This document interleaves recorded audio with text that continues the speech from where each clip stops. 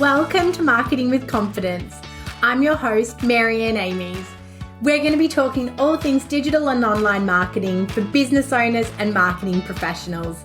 If you've been feeling overwhelmed by your digital marketing, be sure to listen along and you'll hear tips, interviews and more that will give you the confidence to create marketing you love.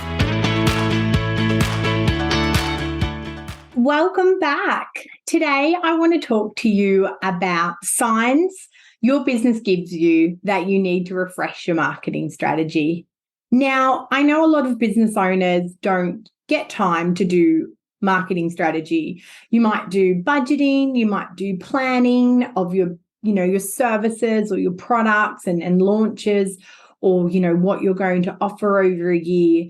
But marketing strategy is often neglected. We often dive straight into the doing. So either someone internally in our business is managing social media and managing emails, or we might outsource to somebody that dives into the doing. But actually having a marketing strategy is the first critical foundation to running successful marketing campaigns and to having a successful marketing element of your business. So I'm going to assume today you have some sort of a marketing strategy.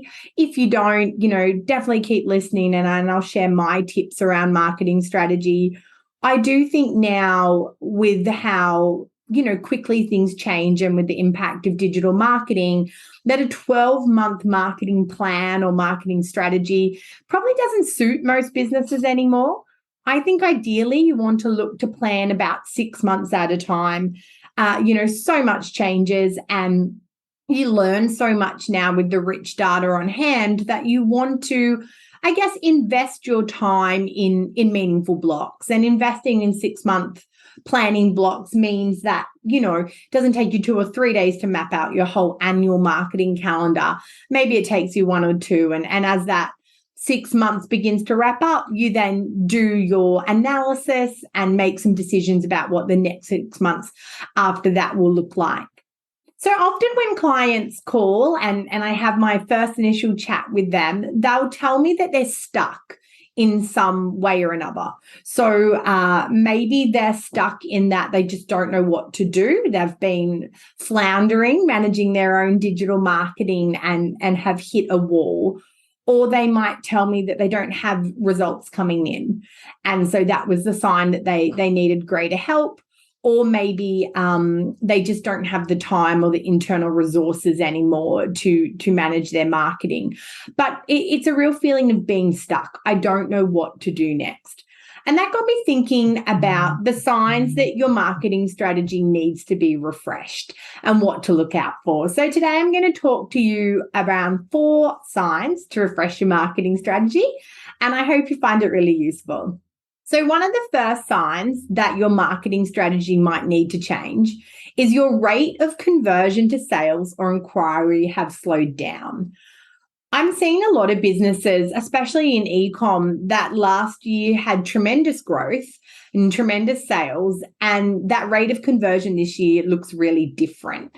So the market has changed in regards to coming out of COVID or even within that COVID lockdown period, people were home. People had a lot of time on their hands and they weren't going on holidays. So they had some excess income and they were shopping. They were shopping online. There was no greater happiness than the parcels that arrived at your door every day, giving you that little ray of joy. So we definitely saw an increase in conversions last year. So this year, you're noticing that your rate of conversion to sales is down, or inquiry for your professional services or, personal services that you offer is down. You need to dig deeper. What used to work no longer does. So we need to look at that past performance and look at where we were driving that conversion before, and then sort of analyze what's dropped off and what needs to change. It's key to also look at competitors. Although none of us like to get caught up in competition and, focus ad nauseum to what every single competitor is doing, you also can't close your eyes and, not survey the market and live in a bubble, because you're going to get left behind. So what are your competitors doing? Are they on sale more? Which could be a sign that they're struggling with conversion and they're trying to, entice the consumer to buy more. Are they, utilizing sales channels or utilizing digital tools that you're not? Are they, presenting in a really different, forward, visual way, again, that maybe you're not?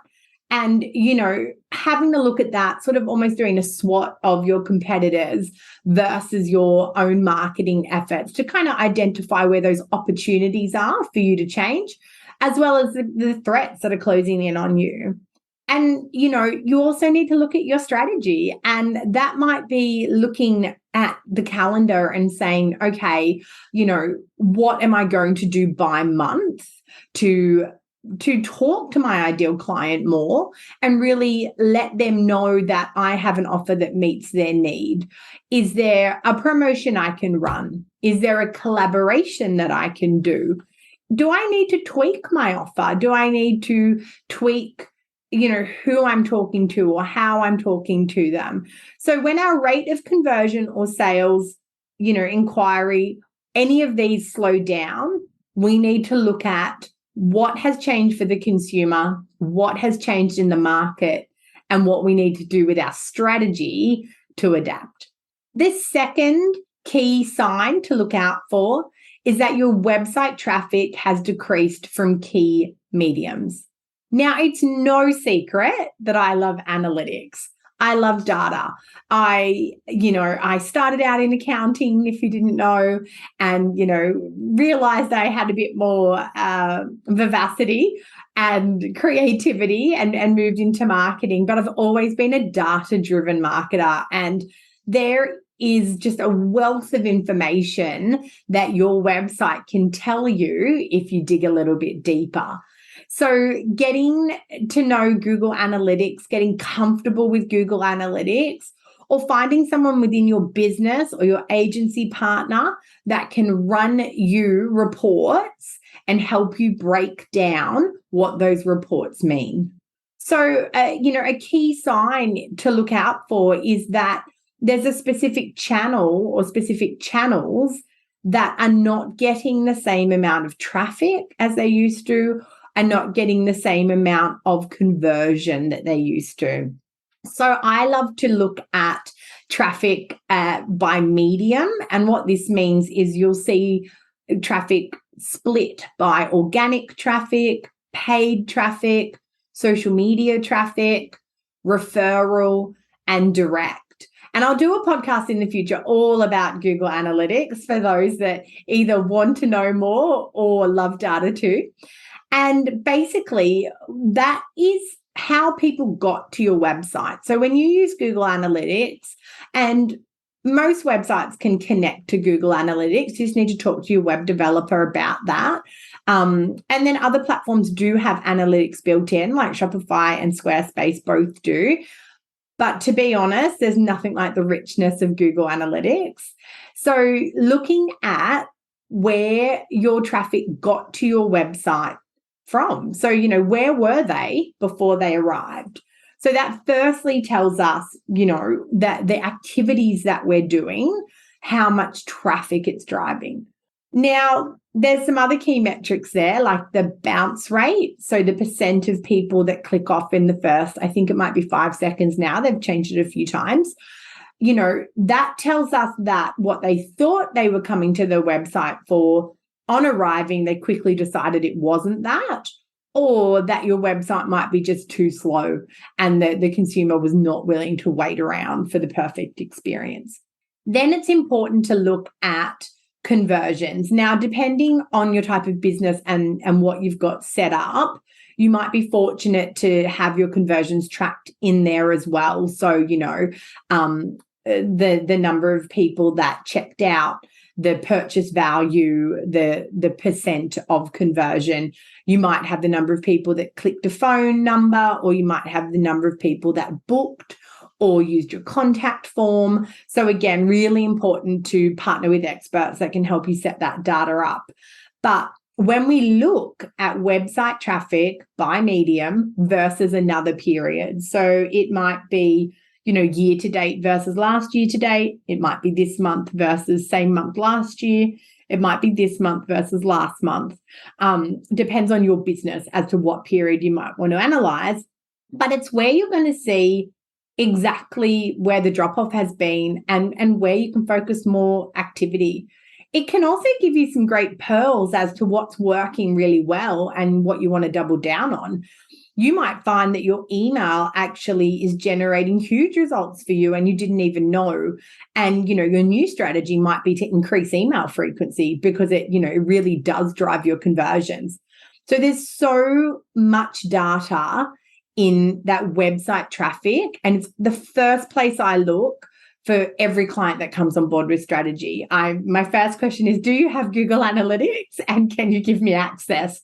Because, the secret's to shake out of Google Analytics as to what's really happening on a website and why perhaps, a client needs a new strategy and what we're going to leverage, what we're going to try fix. And then we can also measure how we did in 3 or 6 months' time. The third sign that you might need to adjust your strategy is that there are new platforms or tactics that you haven't started utilizing yet. Now, I preface this by saying not every new shiny thing is going to be for you. But the role of your marketing strategy is to review new platforms and tactics and make decisions based on your audience and goals. So, are you using Reels? We resist these things for so long, but the tactic of Reels may be somewhere that you can start getting more from your ideal client or getting more reach in your ideal client community. And, you may have not used them up until now. They may not have formed part of your strategy because when you created your strategy, they didn't exist. And it's the same with platforms. Now, TikTok, for example, and in one of my last episodes, I talked about, the number of people using channels and we can get really caught up in the hype of new channels. TikTok still has a very small Australian user base, but if you were a brand that TikTok has your ideal client audience on and you're not using it, this could be a sign that your marketing strategy needs refreshing.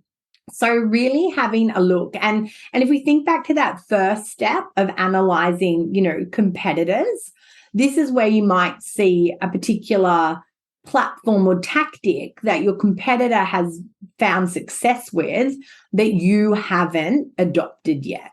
And that's where you then would create your strategy, including your pathway or your bridge to how you're going to go from not using that platform or tactic to building up your competency and then to executing with excellence. So really being conscious of, and this gets back to the original point about the length of your marketing strategy or your marketing plan. If you plan 12 months ahead and you rigidly stick to that plan and you don't review it, so much will have changed and you will be so far behind the 8 ball. So, having a shorter planning period, having a 6-month strategy and a 6-month calendar, it helps you to be more nimble. And certainly within that 6 months, you do need to be constantly looking at the data and you might be tweaking and adjusting that strategy month to month and, putting things in place and having rolling testing periods. You certainly can't know in a month if something has worked or hasn't, but, you can test something this month and that's rolling for 3 months of data before you make a call whether that strategy is right to keep going with. Then next month, you might put another 3-month strategy in place. So, you have rolling tests within that 6-month period as well.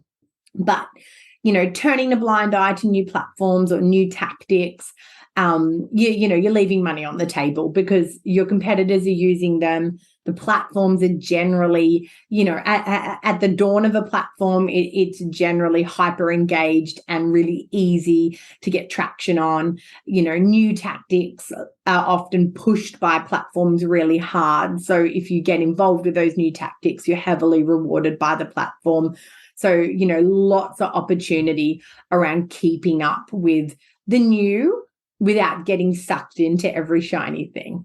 And then the fourth sign that your marketing strategy needs refreshing is that your ideal client's needs or wants have evolved.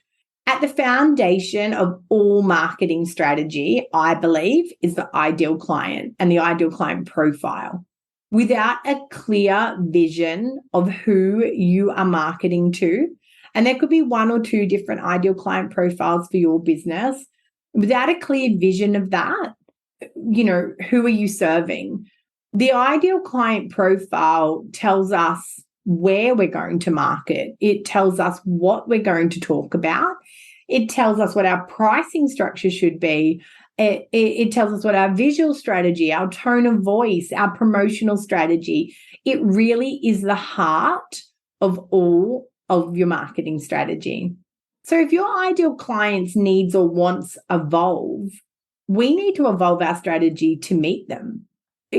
Obviously in the last couple of years, as people, as individuals, we've been through huge shifts and huge changes.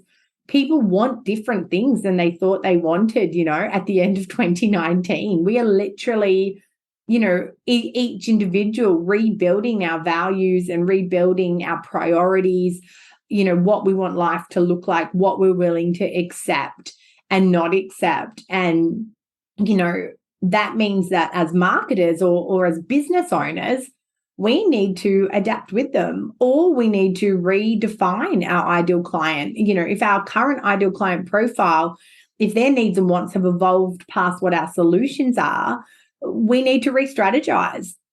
Who looks for, the features and benefits that we offer? Who needs and wants can we meet? So, as your ideal client evolves, we either need to change our strategy to meet them, or we need to identify the changes or the new ideal client that's more in line with what we offer. So, ideal client is, to me, pure foundation of marketing strategy. Without starting with ideal client, you're a bull through the gate. You're executing, but you really don't know what for. And as business owners, we need to accept that we are not necessarily our ideal clients. We may have commonality with our ideal clients. We may have built our business based out of a personal need or want that wasn't fulfilled in the market, but it doesn't mean that today we are still the best reflection of our ideal client. And I think something that's always quite interesting here is and to go off on a tangent, is SEO research. Whenever we do SEO audits for clients, we ask them to give us the words they think are most used to search for their offer or solution. And when you pop those into the Google AdWords keyword tool and you download the 1,000 results that come out, you often find that the way that people speak about your service is completely different to what you may have expected. People's colloquialisms or people's, short form or long form, or the questions they're asking that relate back to the service or the offer that you have, it's completely eye-opening to understand what their wants and needs are, or how they communicate and identify versus what you may have expected. So getting super clear on ideal client, keeping an eye out for who they are, how they're evolving, and whether you can evolve with them or you need to find more of who your ideal client was traditionally. And that could be a life stage.